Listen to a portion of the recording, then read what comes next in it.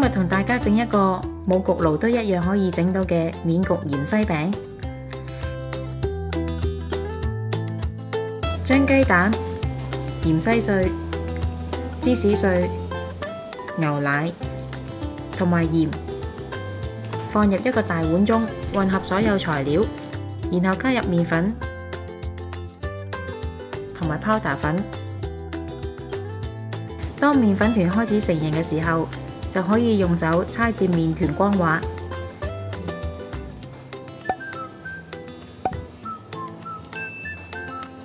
將麵團移到去台面上，用麵粉碌壓平至大約2 cm 厚，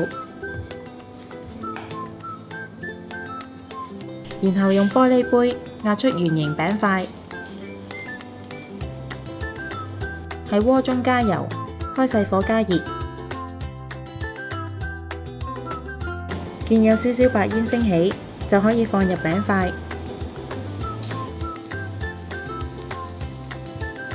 蓋上鍋蓋，用最細火煎焗10分鐘。10分鐘之後，將餅反轉另一面，再蓋上鍋蓋，再煎焗多5分鐘，咁就完成啦。